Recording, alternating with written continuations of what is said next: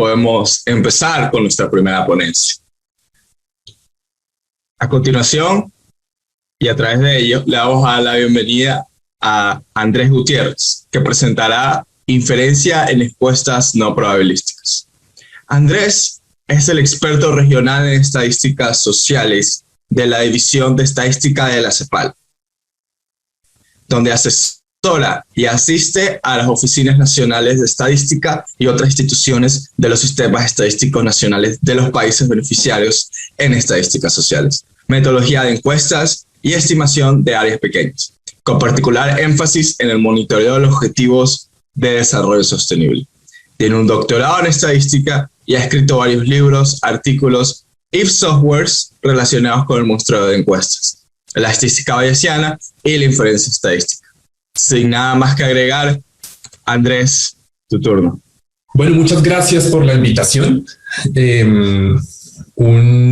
un gusto participar por segunda vez en este evento. Por allá en el 2015, de manera presencial, me invitaron y hablé de inferencia causal, si no estoy mal. Y tuve la oportunidad de conocer en ese entonces lo que era la Sociedad Ecuatoriana de Estadística y sus integrantes. Me parece un esfuerzo muy valioso. He visto últimamente cómo empieza, digamos, a colaborar la comunidad, etcétera, y les auguro la mejor de las suertes para esta semana de charlas, cursos y conferencias. Una vez más, muchísimas gracias por la invitación. Y bueno, vamos a hablar hoy de encuestas no probabilísticas. Durante toda mi vida profesional me he dedicado a la inferencia en encuestas por muestreo, que tiene básicamente un paradigma bien robusto que se basa en el diseño de muestreo. El monopolio de las encuestas grandes lo tienen los institutos nacionales de estadística o las oficinas nacionales de estadística en los países. Por ende, uno pocas veces ve, digamos, iniciativas privadas haciendo encuestas grandes. Estoy hablando de encuestas de más de 5,000 hogares en su recolección. Y a partir, digamos, de ese paradigma, uno puede ver, digamos, cómo de forma no paramétrica, si se quiere, uno logra inferencias muy precisas, ¿no? Todo basado en el principio de representatividad o en el principio de la representatividad, que al final no es otra cosa más, digamos, que las reglas de la probabilidad actuando. Pero en paralelo he podido hacer algunas consultorías, digamos, en términos de encuestas no probabilísticas. Y creo que este es un tema bien importante, sobre todo en el siglo XXI, en plena era de la información,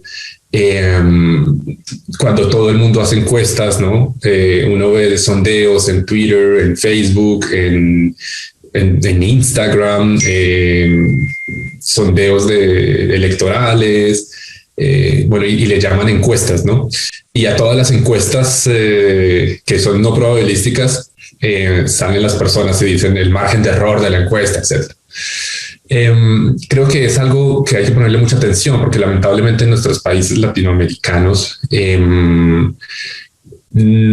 sí que hay muchas encuestas no probabilísticas, pero creo que el análisis es pobre más bien de las encuestas, cuando se puede hacer, digamos, un mejor análisis.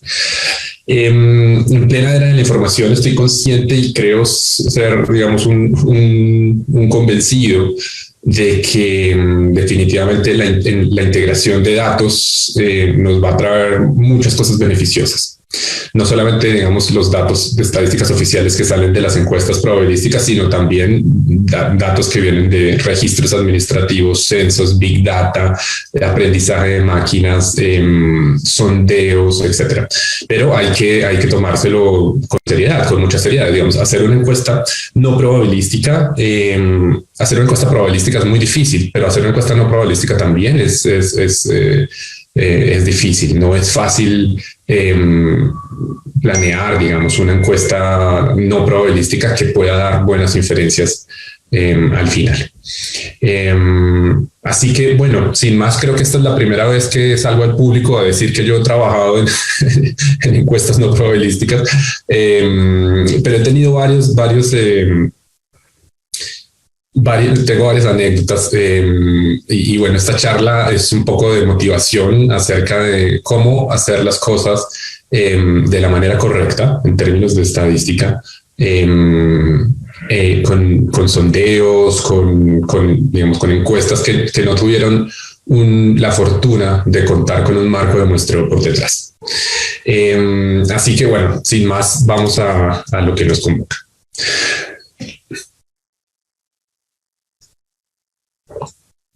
La motivación es la siguiente. George Box dijo: todos los modelos están errados o son errados, pero algunos son útiles.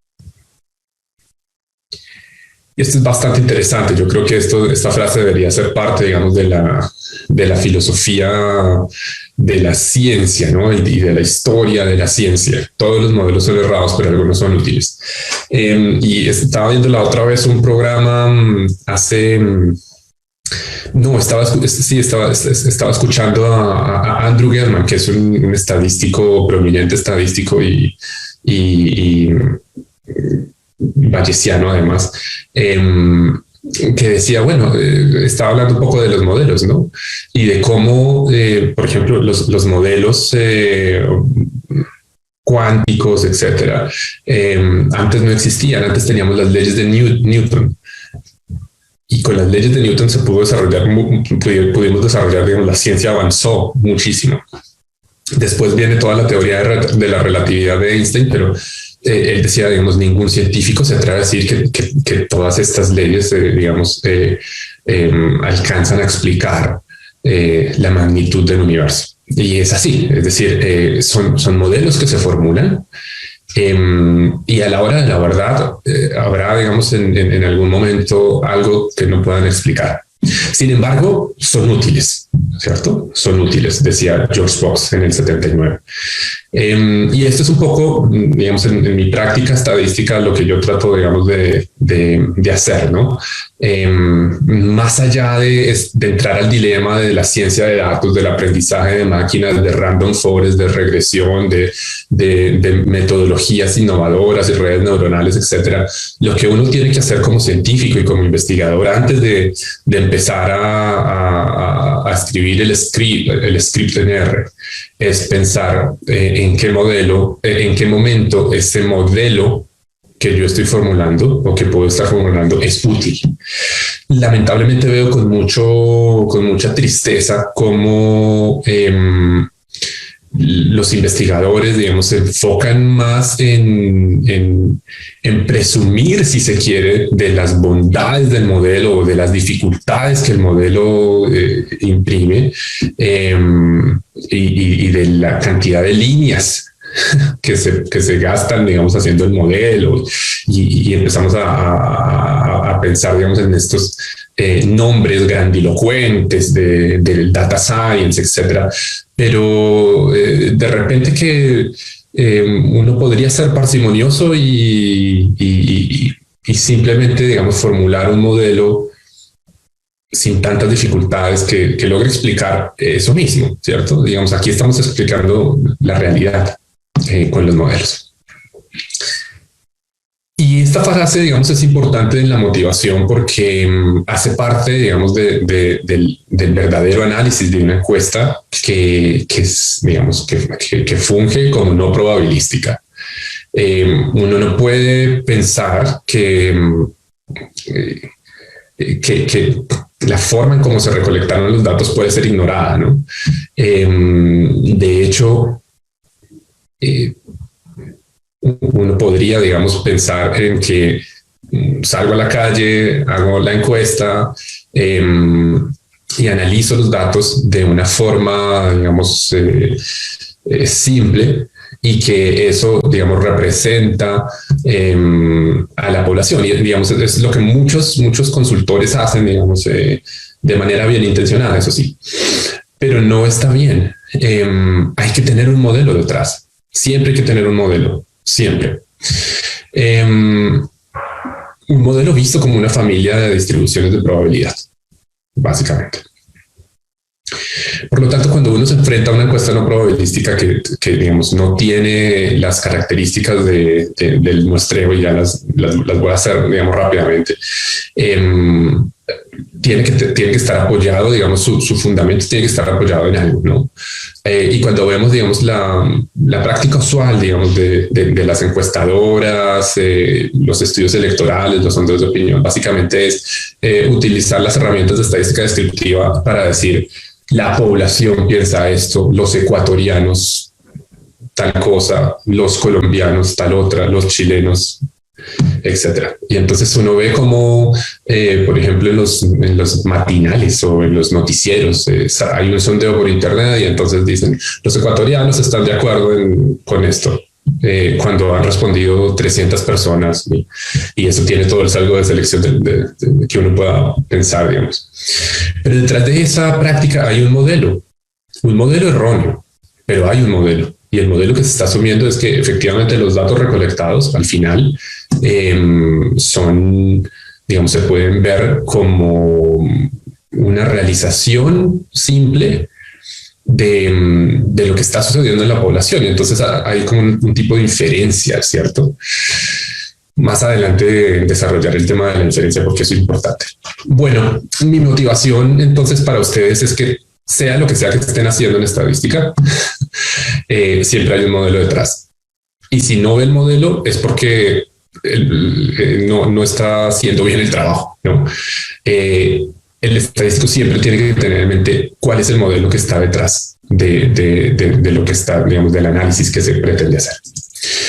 Vamos con un poco de historia. Por aquí les traigo el Chicago Daily Tribune en su edición del 3 de noviembre del 48. Miércoles, un día antes de las elecciones. Saca esta portada, ¿no? ¿Cómo la ven? Dewey defeats Truman. Básicamente estaba dando a conocer los resultados de un sondeo gigante en Estados Unidos, que estaba, digamos, supeditado a los suscriptores de este periódico, pero este periódico tenía, digamos, tuvo más bien una estrategia de enviar, digamos, o recoger información de diferentes partes de Estados Unidos de manera masiva. Y no sé si eran como 3 millones de encuestas, algo así, pero era algo que nunca se había visto. Y como era algo tan masivo y tan inédito, y en esas encuestas, digamos, los resultados de ese sondeo daban como ganadora a Dewey, pues pusieron esta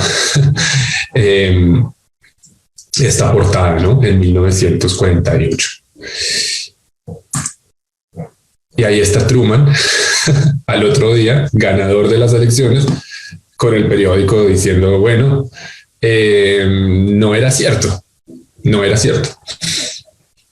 El sondeo era un sondeo no probabilístico, es decir, era una encuesta no probabilística. Básicamente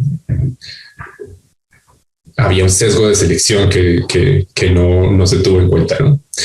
Y esta es una de tantas historias en donde los sondeos se han equivocado, ¿no? Yo creo que, bueno, la realidad latinoamericana está llena de sondeos. Siempre estamos hablando de sondeos, siempre estamos hablando de encuestas, sobre todo en época electoral, pero no solamente en época electoral, pero digamos, las investigaciones de mercado se basan, digamos, completamente en encuestas no probabilísticas, en donde el tipo de inferencia que se hace en este momento es equivocado.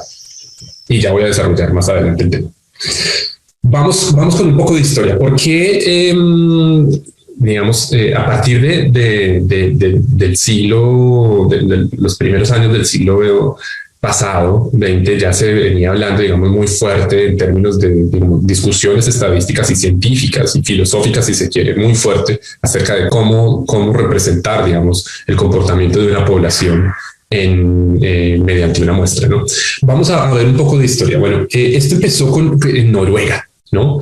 Con Kjær, yo no sé si se pronuncia así, pero le vamos a decir Kjær, que en 1901 mostró empíricamente que de repente uno podía hacer, digamos, como unas particiones de los grupos en la población, que más adelante se conocerían como los estratos, y fijando, digamos, asignando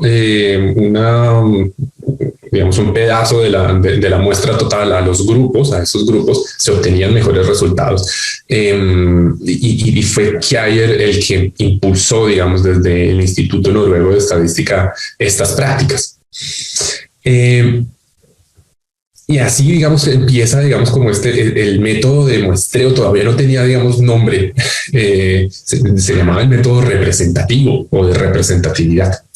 Bowley en 1906 empieza a utilizar las aproximaciones a la distribución normal para la estimación de proporciones. Es decir, ya empieza, digamos, a incorporar el componente probabilístico y propone una fórmula de estimación de la varianza para diseños de muestreo estratificados.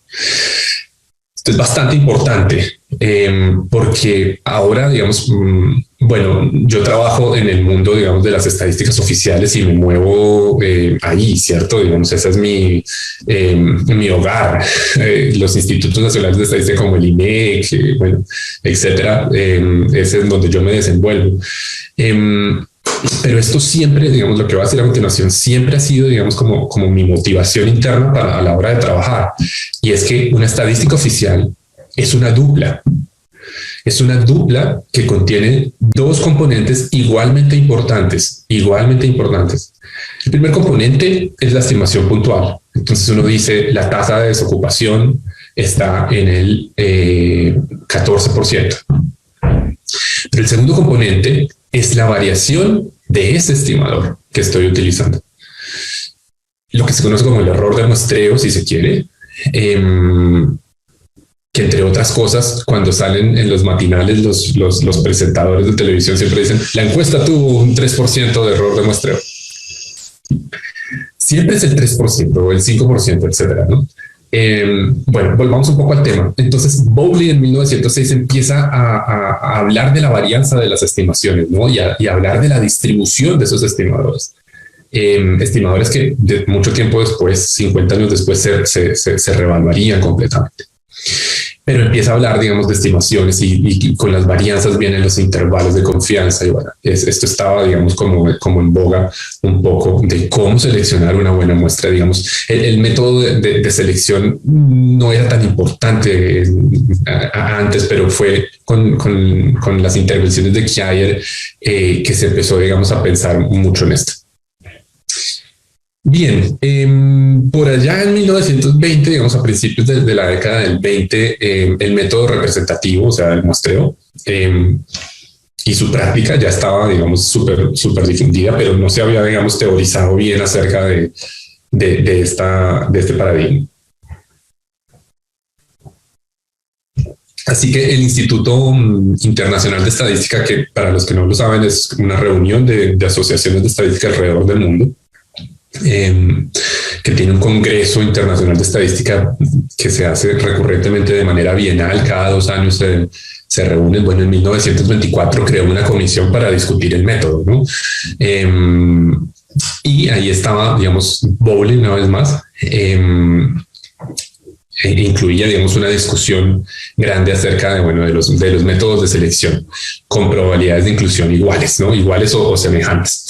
Cuando uno le pregunta al cliente, digamos, qué es una muestra representativa, sale, digamos, aflora este concepto, ¿no? Una muestra representativa es aquella en donde todas las personas o unidades tienen la misma probabilidad de ser incluidas, ¿no?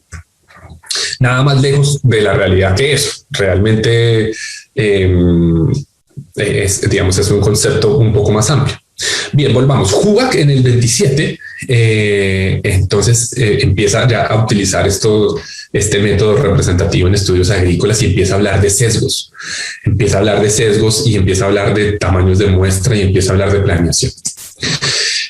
Después viene la gran revolución con Jerzy Neyman en el 1934 y básicamente propone 6 contribuciones grandes en sus artículos, digamos. Primero propuso la asignación que se llama un nuevo tipo de asignación que es conocida ahora como la asignación de Neyman, en donde logra, digamos, reducir o minimizar la varianza de un estimador con respecto al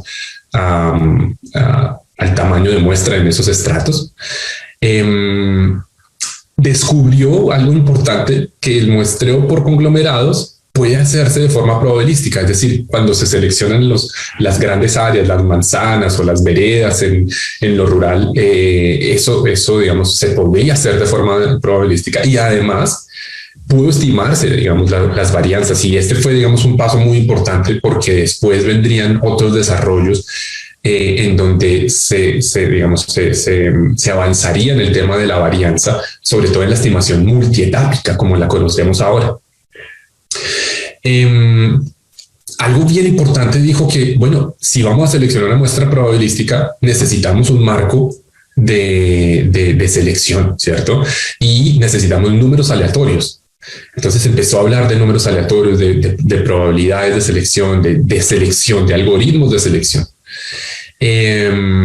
Dijo además que si yo tenía, digamos, algún tipo de conocimiento subjetivo en la población, podría utilizarlo, digamos, para diseñar la muestra.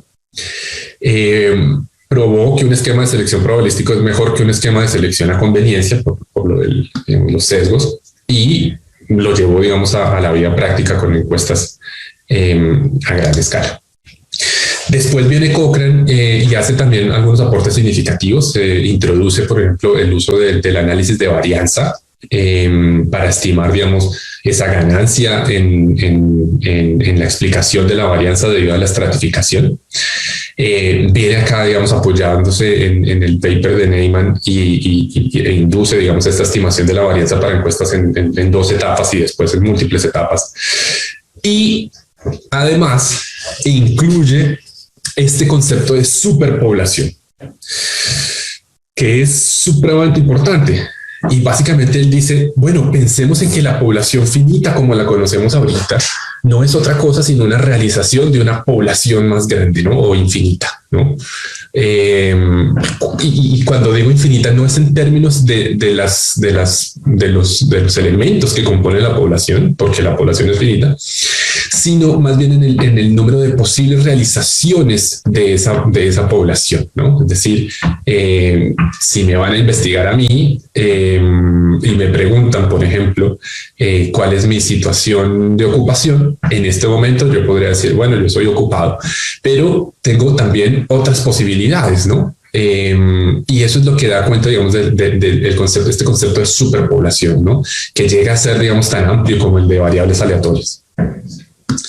Bueno, y empieza a hacer, digamos, toda una discusión acerca de los estimadores de razón que se fundamentan básicamente en la teoría de estimación de totales. Después viene Maddow y Maddow, que introducen el muestreo sistemático, también muy utilizado, digamos, en las encuestas no probabilísticas, digamos, en las últimas etapas, cuando se llega ya a la manzana, hay un recorrido sistemático de la manzana, o cuando se tiene una interceptación en las calles, de repente hay un componente sistemático.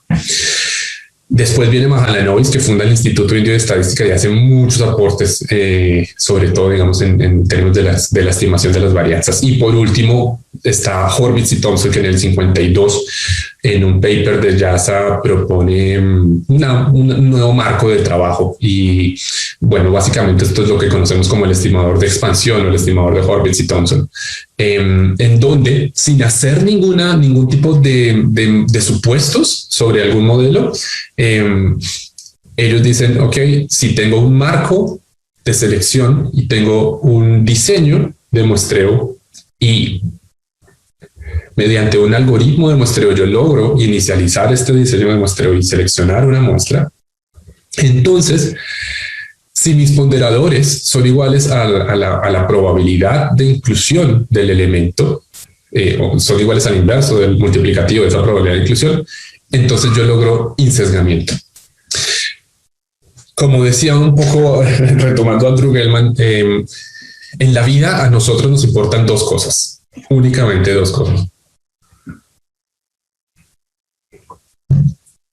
El sesgo y la varianza, nada más. Sesgo y varianza. Horvitz y Thompson propone un marco de trabajo en donde dice, yo no tengo que hacer ningún supuesto sobre ningún modelo. Mi estimador es insesgado. Y además, cuando tengo un buen tamaño de muestra, la varianza es pequeña, es decir, el estimador es preciso. Tengo eficiencia. Después se demostraría que además de eso, el estimador de Horvitz y Thompson es consistente para algunos diseños, digamos, regulares de muestreo. Es decir, que a medida que crece el tamaño de muestra, la estimación puntual de este estimador de Horvitz y Thompson converge en probabilidad al parámetro desconocido. Es decir, tengo todos los elementos, tengo la receta para lograr una buena estimación. Y por eso es el monopolio de las estadísticas oficiales, digamos, en términos de las encuestas grandes, encuestas de 5,000, 10,000, 15,000, 25,000 hogares, solamente las puede patrocinar el Estado, ¿no? Y es importante que las patrocine y es importante que las siga haciendo para poder tener inferencias robustas acerca de lo que está sucediendo. Por eso en el INEC se toman el trabajo de hacer tantas, digamos, la encuesta multipropósito, la NEMDU, la NIGUR, etcétera. Y son encuestas robustas que se basan, digamos, básicamente en esto, ¿no? En los componentes, en las propiedades importantes del estimador de Horvitz y Thompson. Sesgo, varianza. Por ahí está la consistencia también asegurada. Dos cosas que nos importan a los estadísticos en la vida. Esto no se tiene, digamos, en las encuestas no probabilísticas. Si hay una cosa de la cual digamos, uno está siempre preocupado, sobre todo en la academia, en las facultades de economía, de sociología, cuando se empiezan a hacer, digamos, estudios o en antropología, etcétera, en medicina también, bueno, digamos, en todos los ámbitos en donde uno puede hacer una encuesta, es del sesgo de selección. ¿Cuál es el sesgo de selección y cómo me deshago del sesgo de selección? Definitivamente la aleatorización, digamos, hace que estos estimadores pues adquieran, digamos, unas propiedades interesantes. Y ahí hay una gran paradoja de la aleatorización a la certeza. Es una paradoja. Paso, digamos, de aleatorización, que es, digamos, o randomizing, que es como un concepto tan difuso, ¿cierto? Y resulta que esa aleatorización hace que al final yo pueda tener certeza, ¿no? Y es como se convierte, digamos, somos alquimistas, ¿no? Al final, ¿no? Convertimos una cosa en otra, de aleatorización a la certeza. Y es la única forma en que podemos hacerlo, digamos, sin ningún supuesto. Sin ningún supuesto. De esa forma, entonces, se define, digamos, la diferencia basada en el diseño, básicamente como está aquí escrito. Yo hoy voy a traer unas cuantas fórmulas, las necesarias, nada más. Pero básicamente aquí uno puede ver ciertas cosas, ¿no? Primero tengo un ponderador, se llama D sub K, y ya vimos que es, digamos, una función, sino es que es idénticamente el inverso multiplicativo de la probabilidad de selección. Tengo otras cosas acá, estos valores Y sub K, que básicamente es, bueno, la observación de la característica de interés en el individuo. Y nótese que dije característica de interés, no dije variable. Y es que en el muestreo o en inferencia, digamos, basada en el diseño muestral, YK no es variable, no tiene nada de variable, no es una variable. De hecho, se conoce, digamos, como un parámetro de la población, ¿no? Si bien no tiene nada de variable, pues no, más bien como no tiene nada de variable, pues al final D sub K por Y sub K no tiene ningún componente probabilístico. Bueno, esto es una suma de estas multiplicaciones Y entonces, ¿dónde está lo probabilístico? Bueno, lo probabilístico está acá en este subíndice M. M es una muestra, o S si se quiere. Y resulta que no es una muestra cualquiera. Como no es una muestra cualquiera, entonces ahí descansa, digamos, todo el tema de los rudimentos inferenciales, ¿no? Están ahí. Si fuera una muestra, digamos, no probabilística, pues entonces aquí, digamos, en este componente no habría nada probabilístico, ¿cierto? Al hacer, digamos, estas sumas ponderadas. Pero bueno, esto, digamos, se conoce como el estimador de Horvitz y Thompson y, bueno, ha sido, digamos, la herramienta para que los institutos nacionales de estadística desde el 40 hasta este momento produzcan, digamos, cifras oficiales que permitan enfocarse en la toma de decisiones de política pública de manera apropiada. No tengo ningún supuesto distribucional acá, simplemente este es un estimador insesgado y con una varianza social. Bien, esto es un poco de historia que resume, digamos, el devenir que ha sufrido, digamos, el tema de las encuestas probabilísticas. Pero hay otros puntos de vista. No es, digamos, el tema de las encuestas no solamente tiene una arista, tiene varias. Este es un teorema que yo rescato, se llama el teorema de Basu y es digamos, en mis clases de muestreo avanzado, en maestría, es lo primero que yo escribo, el teorema de Basu. Dice, se da un diseño muestral P de tamaño de muestra N, de tal forma que las probabilidades de inclusión de todos los elementos son mayores que cero. Esto es importante para tener insesgamiento. Entonces tengo un diseño muestral, tengo un tamaño de muestra y tengo unas probabilidades de inclusión que me definen un ponderador. El teorema dice, no existe un estimador insesgado de varianza mínima uniforme dentro de todos los estimadores insesgados. ¿Y esto por qué es importante? Bueno, porque me está diciendo que cuando estamos hablando de diferencia en poblaciones finitas, uno siempre puede mejorar el estimador. Cuando ustedes estén pensando, digamos, en la revisión metodológica de las encuestas o de alguna encuesta y encuentren que puede haber, digamos, una mejora metodológica en la encuesta, está bien, se puede mejorar, ¿cierto? Nunca frases como este es el mejor diseño de muestreo, esta es la mejor estrategia de muestreo son admisibles bajo este punto de vista. Este es un teorema que nos dice que lo que conocemos, digamos, como el mejor estimador lineal insesgado en los ámbitos de econometría, modelos lineales, etcétera. Aquí el muestreo no existe. Eso no existe. No existe un mejor estimador insesgado. Por lo tanto,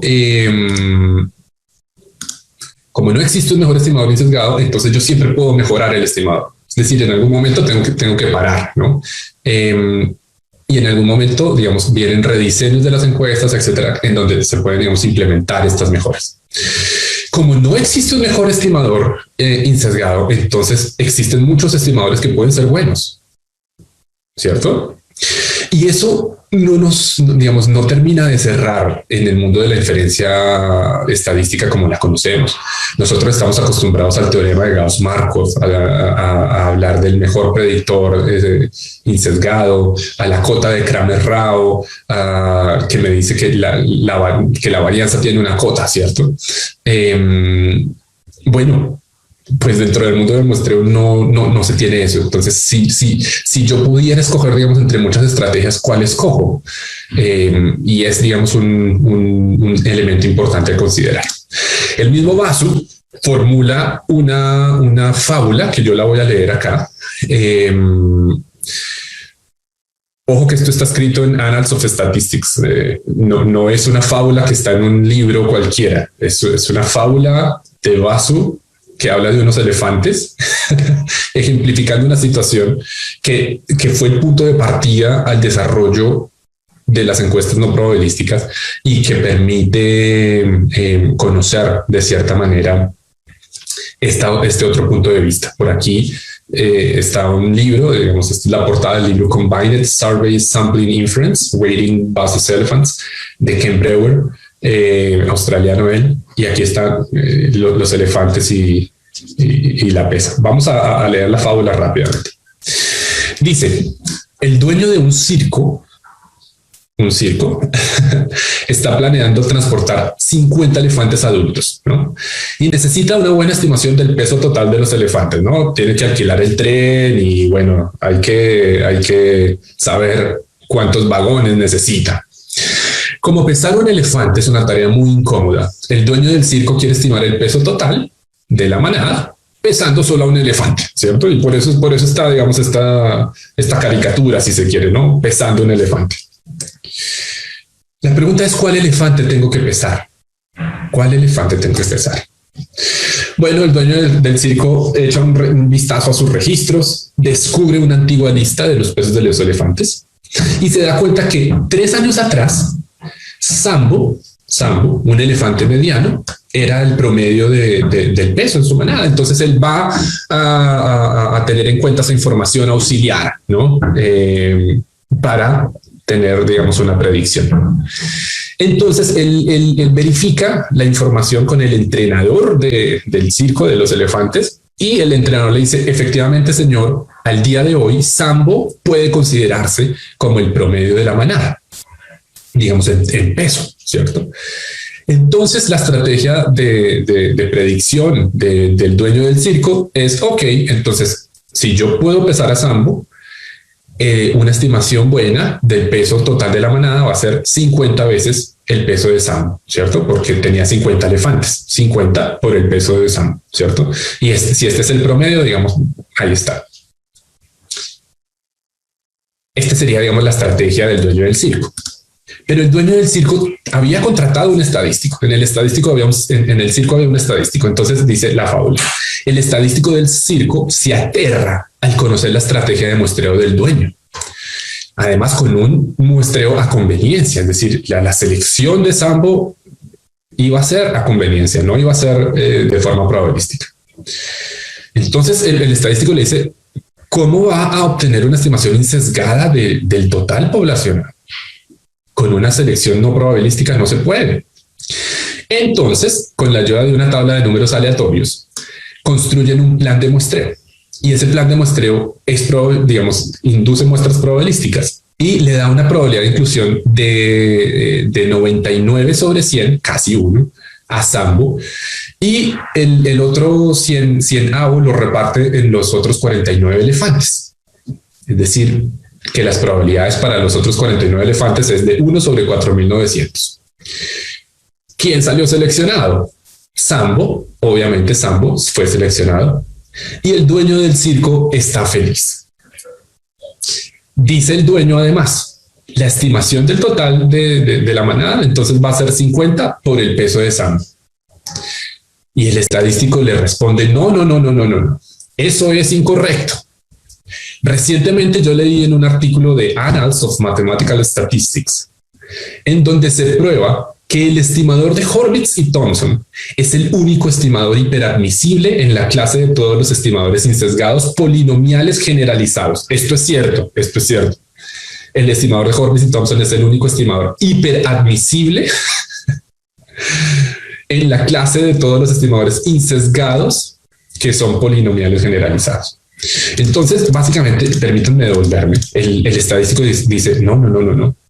Si usted hizo una selección probabilística y Sambo salió seleccionado, tiene que utilizar esta fórmula de acá, porque esta es la fórmula del estimador de Horvitz y Thompson. Y entonces, básicamente, yo utilizaría, digamos, estos ponderadores. ¿Cuál es el ponderador de Sambo? Bueno, es el inverso de la probabilidad de inclusión. Es decir, 100 sobre 99, ¿cierto? Utilizando, digamos, este enfoque de Horvitz y Thompson. ¿Cuál sería la estimación de Horvitz y Thompson en ese caso? Pregunta impresionado el dueño del circo. Y entonces el estadístico le responde, bueno, dado que la probabilidad de inclusión de Sambo fue de 99 sobre 100, el estimador es 100 sobre 99 por Sambo. El estimador del peso total de la manada. Un despropósito. ¿Y cuál sería la estimación si el plan hubiese seleccionado a Jumbo, por ejemplo? Jumbo, se puede imaginar que Jumbo era el elefante más grande, más gordo de la manada, ¿no? Bueno, dice el estadístico, lo que yo entiendo acerca del estimador de Horwitz-Thompson es que la estimación sería 4.900 por el peso de Jumbo.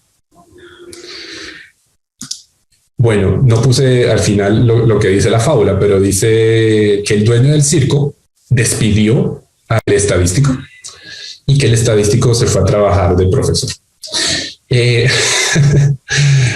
Con respeto a todos los profesores, yo también soy profesor. Esta fábula está, digamos, fue publicada en el journal, digamos, que fue revisado, digamos, por pares, etcétera, y da cuenta, digamos, de lo que uno podría, digamos, esperar en términos de la inferencia de muestreo, ¿no? Si se maneja mal. Estos resultados erróneos, ¿no? ¿Cómo es posible que el peso de la manada sea igual como al peso de Sambo, ¿no? ¿Cómo es posible que el peso de la manada sea 5.000 veces el peso de Jumbo? No puede ser. Entonces, a partir de esta fábula empezamos a cambiar el paradigma. Y aquí está el otro punto de vista. El otro punto de vista es que uno puede ver el total poblacional como una suma, en donde tengo dos componentes. Bueno, el primer componente está, digamos, dado por esta primera parte que yo observo, es decir, yo tengo una muestra y yo observo la realización de estas cantidades en la muestra. Y lo otro no lo observo. Bueno, no lo observo. Pero si pudiera, digamos, partir esto en dos, pues tendría esto. Y nótese una cosa, digamos, yo aquí conozco esta parte porque yo digamos, he seleccionado una muestra y esta parte no la conozco, pero si no la conozco la podría predecir de cierta forma, ¿cierto? Y entonces es ahí donde uno piensa, ok, nadie me ha dicho que ese tiene que ser probabilística. Ese puede ser cualquier subconjunto, digamos, esto sucede para cualquier subconjunto. Para cualquier subconjunto de ese ya sea seleccionado de forma probabilística, ¿no? Por lo tanto, un predictor, digamos, para ese total que no está basado en el diseño de muestreo, no tiene nada que ver con los ponderadores de muestreo, es este. Si usted tiene una muestra cualquiera S, bueno, pues observe sus datos en la muestra y los suma. Y además, con estos datos construye un modelo para predecir la parte que no está observando. Y este es, digamos, todo un paradigma nuevo que empieza a fortalecerse a partir de esta fábula de los elefantes de vaso, ¿cierto? Y a partir de esa fábula, en 1971, Richard Royal empieza a decir muy fuerte que es necesario abandonar todas las ideas del diseño, de la inferencia basada en diseños de muestreo. Y que en vez de esto, el paradigma reinante debería ser el no probabilístico. Que sesgo, varianza y cualquier otra propiedad de los estimadores tendrían que estar establecidas bajo el modelo predictivo, que el proceso de aleatorización es irrelevante y que ojalá la muestra fuera balanceada, escogida a conveniencia. Una muestra balanceada a conveniencia, bueno, se puede hacer, ¿no? Y básicamente partiendo de acá, ¿no? De esta fórmula. Aquí no necesito que la muestra sea probabilística, observo lo que observo y con estas observaciones predigo. Ya está. No necesito nada más. ¿Cierto? Hay algo, y es que si el modelo no es correcta, entonces esta predicción es incorrecta. Y me estaría equivocando en la mayoría, digamos, de las unidades, digamos, que hicieron parte de la población, pero no parte de la muestra. Entonces, Kaiburg en el 87 dice, bueno, un momentito, esto ya como que se sale, digamos, del contexto estadístico y ya empieza uno a hablar, digamos, como de la filosofía de la ciencia. Y es un poco como pensar cómo es la inferencia, digamos, basada en el diseño de muestreo y cómo es esta inferencia que se está proponiendo ahora o que propusieron en el 71 Richard y sus colegas. Entonces Kaiburg dice, bueno, hay dos tipos de inferencia, ¿cierto? Una es una inferencia inversa y otra es una inferencia directa. La inferencia inversa procede de lo particular a lo general. Y eso es lo que se hace en las encuestas, digamos, de estadísticas oficiales. Uno tiene un conjunto de datos y procede de ese conjunto de datos a hacer inferencias, porque la muestra es representativa de la población y entonces sus inferencias son representativas de la población, es decir, de lo particular, la muestra, a lo general, la población. Pero en la inferencia basada en modelos predictivos, de esta que acabo de presentar acá, uno está procediendo de otra forma, uno está procediendo de lo general a lo particular, por lo tanto es una inferencia directa de lo general a lo particular. ¿Y por qué estoy procediendo de lo general a lo particular? Porque estoy asumiendo un modelo de superpoblación. Estoy diciendo, yo conozco el comportamiento de la población arriba, digamos, del modelo, y voy a utilizar, digamos, ese modelo, esas estructuras y esos patrones aleatorios que yo conozco o digo que conozco para enchufarla a la población más pequeña, ¿cierto? Entonces estoy procediendo de lo general a lo particular. En ese orden de ideas, digamos, estas inferencias son completamente contrarias, ¿no? Si se quiere. Hablamos un poquito de cómo utilizar, digamos, este tipo de inferencia, ¿no? Y de cómo, digamos, una encuesta no probabilística, un sondeo, qué sé yo, podría ser, digamos, útil para dar información y podemos también tener el mismo símil, digamos, sesgos, varianzas, errores cuadrados medios, hablar de sesgamiento, etcétera, por medio de este enfoque inferencial.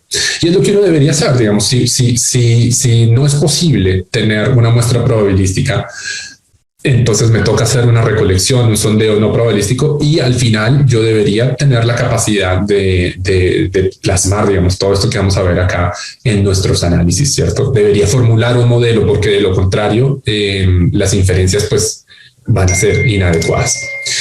Por lo tanto, miremos un poquito acerca de los conceptos básicos. Entonces se tiene una población de n unidades, hay unas variables. Ya en este concepto, digamos, de modelos, estoy hablando de variables de interés. Nótese que antes estaba hablando solamente de características, pero ya no, ahora son variables, se convierten en variables. Es decir, que cada una de estas y sub 1, y sub 2 hasta y sub n tiene un componente estocástico por detrás. Y lo que uno observa son realizaciones, ¿no?, de esas variables. Y el objetivo es estimar una combinación lineal, que puede ser un total, una razón, una media, una proporción, un tamaño. Bueno, lo puse en forma, digamos, de combinación lineal, porque no solamente estamos hablando del total, estamos hablando de cualquier otra cosa. Se selecciona una muestra S de tamaño n, no necesariamente probabilística. Si es probabilística, bueno; si no es probabilística, también no pasa nada. Y entonces se define el estimador así, digamos, simplemente G, digamos, va a ser un vector que está, digamos, correctamente definido. En mi notación, rápidamente, S quiere decir que hace parte, digamos, de la muestra, y R es lo que no está en la muestra. Se define el error de estimación y tengo que suponer un modelo para hacer la predicción, ¿cierto?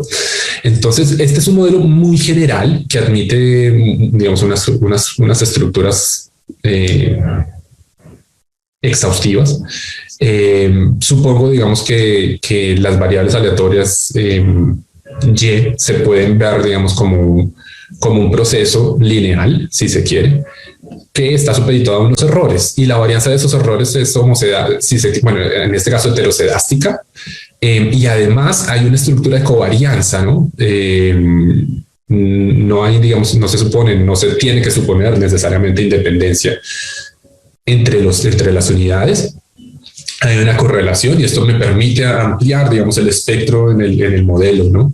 Y bueno, se tienen estas, de manera general, digamos, estos supuestos. Bien, si yo tuviera, digamos, las covariables precisas, pues este es un modelo que me va a funcionar bien, ¿cierto? Decimos aquí que hay un sesgamiento, sí, pero el sesgo ya no está, digamos, como lo conocemos, porque si ustedes se fijan, el estimador, digamos, este es el estimador, es aleatorio, claramente, esta es una variable aleatoria, pero además el parámetro que yo quiero conocer, digamos, la suma de esas Y's, como es una suma de variables aleatorias, pues también tiene un componente aleatorio. Entonces el sesgo ya no es la esperanza, digamos, no se define en términos de la esperanza de ese estimador, sino la esperanza de la resta de estas dos cosas al mismo tiempo, porque las dos tienen, digamos, componentes estocásticos. Y el error cuadrado medio también, digamos, de la misma forma. Esto ya no se puede desarrollar, digamos, como la varianza más el sesgo al cuadrado, porque esto ya no es un número, sino es una función de variables aleatorias. Bueno, y el teorema general de la predicción, que este sí admite que este es el BLUP, el Best Linear and Biased Predictor, o sea, el mejor predictor lineal y sesgado. ¿Qué quiere decir? Que en la familia de los predictores insesgados, este de acá es el que tiene menor error cuadrado medio. Por lo tanto, bueno, es simplemente una función que se ve ahí. Esto es, uno abre R y empieza a calcular y ya está. Simplemente es esto. Por lo tanto, también puedo calcular el error cuadrado medio y es esto. ¿Listo? Son unas fórmulas ahí. ¿Cómo le damos vida a todo esto? Bueno, básicamente el mensaje que yo les quiero traer es que si ustedes están trabajando, digamos, en una encuesta no probabilística o con un sondeo, etcétera, hay que buscar información auxiliar, hay que buscar covariables, hay que asumir un modelo. Hay que pensar que la población viene, digamos, de una población más grande, digamos, una superpoblación, y que viene determinada mediante un modelo, que hay unos comportamientos estocásticos que yo necesito averiguar. No es solamente tener el sondeo y empezar a hacer estadística descriptiva, porque eso no sirve de mucho. Ya lo vimos con el ejemplo de Dewey, pero lo vemos todos los años, cada vez que hay elecciones en nuestros países. Yo creo que siempre hay un matinal que dice los grandes perdedores fueron los sondeos de opinión, etcétera. Y siempre hay una encuestadora que se equivoca, o muchas, o todas, ¿no? No hay, digamos, sistemáticamente, digamos, modelos que permitan, digamos, trabajar con encuestas no probabilísticas y que aún así uno pueda tener la misma dupla, la dupla que está viendo acá en este momento. Aquí tenemos una estimación y además tenemos un error de la estimación. Una para cada estadística de interés. Siendo así, entonces uno podría pensar que sí se puede hacer estimación correcta, digamos, en términos de una inferencia estadística adecuada para las muestras no probabilísticas, siempre y cuando uno tenga un modelo. ¿Tiene que ser el mejor modelo? Bueno, entre mejor sea el modelo, claramente tendré mejores resultados. Pero recuerde siempre la frase de George Box. Todos los modelos están mal, algunos son útiles. No crea que porque usted hace la mejor de las investigaciones y el mejor de los esfuerzos, tuvo el mejor modelo. Bueno, ese modelo está mal, igual es un modelo, ¿no? No podemos presumir que nuestro modelo responde a todas las realidades del contexto, ¿no? Algo explicará, ¿cierto? Y entre mejor explique, pues tendremos una mejor inferencia. Todo esto se resume, digamos, en esta diapositiva que está acá.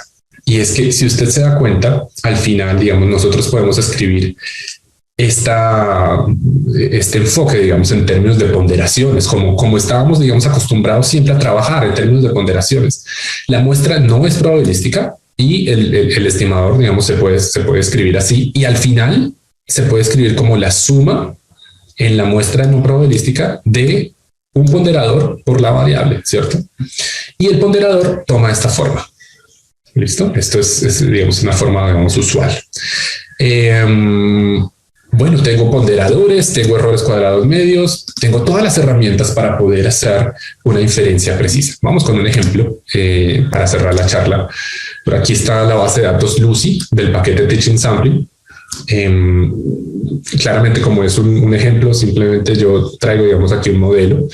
Es un modelo que relaciona los ingresos con los impuestos que se pagan y el número de empleados de las empresas. Es una base de datos de empresas. Y tengo este modelo y lo que yo quiero estimar es el total poblacional, que asciende a 1.035.217. Entonces voy a seleccionar una muestra cualquiera y pues esta es una muestra de 400 empresas. Y la parte que yo observo, pues cuando yo sumo los ingresos de esa parte observada es un 176.506. Con esa muestra hago digamos, estimo el modelo, ¿cierto? Y cuando yo comparo, digamos, el modelo muestral con el modelo poblacional, esto lo puedo hacer porque estoy en el R, ¿no? Bueno, resulta que ese es un modelo adecuado, digamos, un modelo en donde los coeficientes se parecen, ¿no? Así muy rápidamente. Así que voy a utilizar este modelo y además voy a utilizar los datos que tengo, digamos, como información auxiliar, porque, ojo, para esto necesito información auxiliar y siempre tengo información auxiliar, pero eso es otra charla. Y con esos datos, digamos, que yo he conseguido, voy a hacer la predicción, ¿cierto? Aquí, pues simplemente le pongo los nuevos datos y le digo, bueno, prediga, haga la predicción. Y hágame la predicción sobre el conjunto de datos que no están en la muestra. Por lo tanto, yo tengo los valores observados y los valores predichos, y esa va a ser mi estimación. Y la estimación es bastante cercana, digamos, tiene una desviación relativa de 1.8% hacia abajo. Bueno, este es el mensaje que les quería traer, un poquito de historia, un poquito de cómo hacer las cosas bien y cómo asumir modelos en inferencia de muestras no probabilísticas. Muchísimas gracias por su atención y por su invitación. No sé si hay espacio para las preguntas. Muchas gracias, Andrés. Muy completo tu ponencia. Hasta que la gente en Facebook se anime a hacer algunas preguntas. Bueno, justo ahorita vino uno. Déjame leerla para ti. Dice, ¿se puede construir una función de verosimilitud a partir del muestreo probabilístico en poblaciones finitas?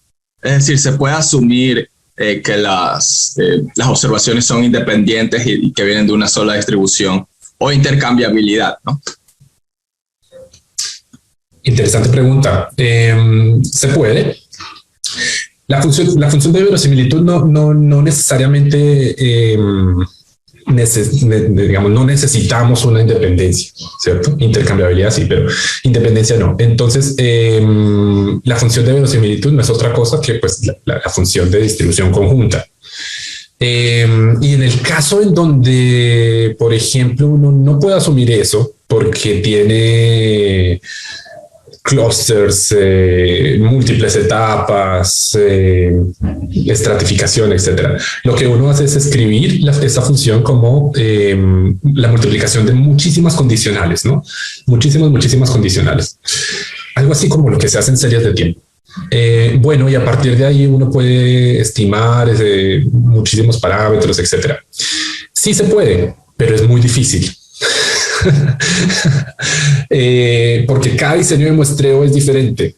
Entonces hay una otra solución que se la debemos a David Binder en 1983, si no estoy mal, que empezó a hablar de pseudo verosimilitud y utiliza los principios de estimación de Horvitz y Thompson y hace, digamos, un aporte bien significativo, porque al final los estimadores de pseudo verosimilitud resultan ser insesgados y ser eficientes, digamos, con respecto al diseño de muestreo.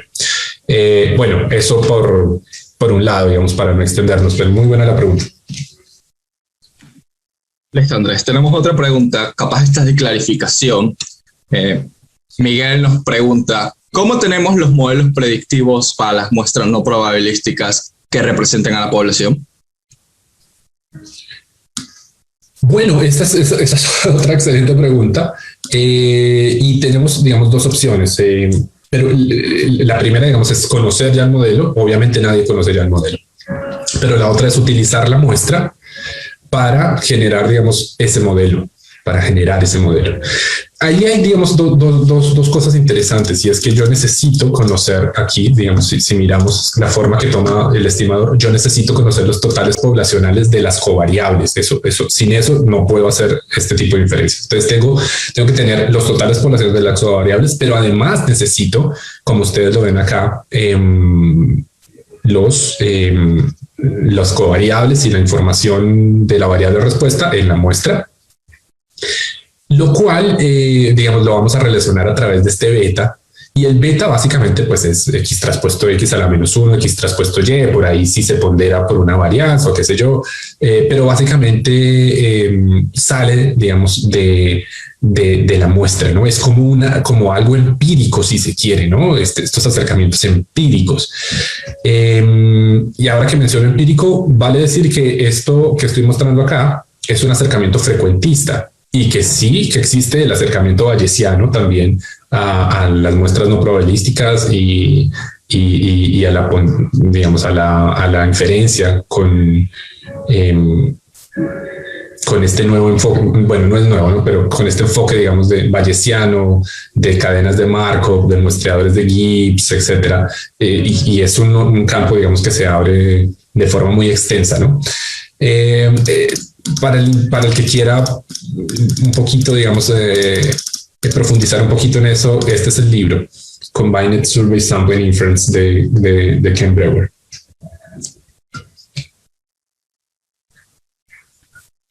Listo, Andrés. Vamos a hacer dos preguntas más. La primera es que no solo, bueno, ya ahorita nos estás mostrando un libro primordial para entender un poco del detalle de las muestras. No sé si tienes otra o alguna lista, por ejemplo, de referencias importantes para la gente que quiera investigar un poco más sobre todo este tema. Sí, está, bueno, claramente yo sugiero comenzar por acá porque Ken Brewer hace, digamos, como un símil entre los dos tipos de inferencia y va hablando y va introduciendo cosas y conceptos. Después uno podría, hay un libro de Valiant que habla, digamos, acerca de únicamente, digamos, de la inferencia en poblaciones finitas con modelos, digamos, desarrolla esto. Hay otro libro de Wolfarin y Sachs, si no estoy mal, brasileros ellos, es un libro de Springer que también habla de esto, y en mi libro de muestreo, el capítulo 9 tiene unas 45 páginas o 50 páginas que habla, digamos, de esto de forma muy resumida, ¿no? Ok, Andrés, una última pregunta para cerrar. Esta pregunta también es bien parecida a algo que quería preguntarte. Es sobre la violación de la presunción de normalidad. Ahorita, por ejemplo, estábamos viendo un ejemplo donde tenías income, que en este caso es el ingreso, ¿cierto? El ingreso de manera clásica siempre ha sido una variable que no es normal, ¿no? Si es que uno empieza ya a sacar mucho más información, vas a tener cosas un poco más exponenciales o gamas. O sea, obviamente aquí estamos asumiendo normalidad, al menos así parece. No sé si es que hay algún otro enfoque usando ya modelos generalizados, por ejemplo. Sí, buena pregunta. Sí, las mismas opciones de siempre, ¿no? O utiliza Boxcox y vuelve su ingreso normal, o una transformación log-cheese o qué sé yo, y empieza a descansar, digamos, sobre la normalidad, o le toca cambiar de método. Pero claramente, digamos, el modelo no necesariamente tiene que ser normal. Ya tenemos, digamos, bastantes desarrollos con la familia exponencial, la gamma, digamos, es parte de la familia exponencial, la G cuadrado es un caso particular de la gamma, etcétera, digamos, para modelar el ingreso. Entonces, digamos, todo lo que la teoría ya desarrollada con modelos lineales generalizados y generalizados mixtos es aplicable aquí. Si uno está, por ejemplo, tratando de estimar o tiene proporciones, por ejemplo, como las características de la población, por ejemplo, proporción de personas desnutridas en los hogares, y entonces me toca estimar proporciones, pues claramente un modelo, digamos, normal se me sale, digamos, puede darme, digamos, resultados menores que 0 o mayores que 1. Entonces, podríamos utilizar, por ejemplo, un acercamiento beta, pero beta no está, digamos, en la familia exponencial si es que uno no la reparametriza. Por lo tanto, ahí viene, digamos, es muy bienvenido más bien el enfoque bayesiano, ¿no? Porque la beta es conjugada para la binomial. Entonces, bueno, ahí, digamos, todo digamos, cuando yo hablo de modelos, se abre una perspectiva, digamos, gigante. Yo por eso traje unas cuantas formulitas y ya, pero básicamente esto que estamos viendo acá, esto que estamos viendo acá es digamos, el paradigma que tiene que reinar. Uno observa unas cosas y predice las otras. ¿Cómo las predigo? Ahí ya, digamos, se abre, digamos, machine learning. Bueno, ya ni siquiera estamos en el campo de la estadística, sino es cómo predigo, ¿no? Vale, ahí, digamos, creo que hay mucha tela por cortar, mucho que se puede hablar acá, digamos, porque lo que sí sabemos es que la esperanza es el mejor predictor lineal insesgado. Así que, bueno, bajo un cierto criterio, digamos, en la teoría de decisión. Entonces, independientemente del modelo, uno tendría que ir, digamos, a buscar las esperanzas siempre, ¿no? Y por ahí seguramente, digamos, el que quiera ahondar más en esto, pues empezará con un modelo normal, pero terminará por allá pensando en valles jerárquico, valles empírico, cadenas de Markov, métodos de, digamos, mucho más complejos, ¿no? Que puedan dar cuenta de una realidad más compleja como la que tú mencionas en el ingreso, que no es normal, sino, bueno, otra cosa porque es sesgado. Listo, Andrés, ¿algunas palabras para cerrar tu ponencia? Bueno, los felicito por este evento, muchas gracias por la invitación y nada, si hay más preguntas, por favor, a través de la sociedad, háganmelas llegar a mi correo electrónico. Muchas gracias por la invitación. Listo, Andrés, muchas gracias por tu ejemplar ponencia.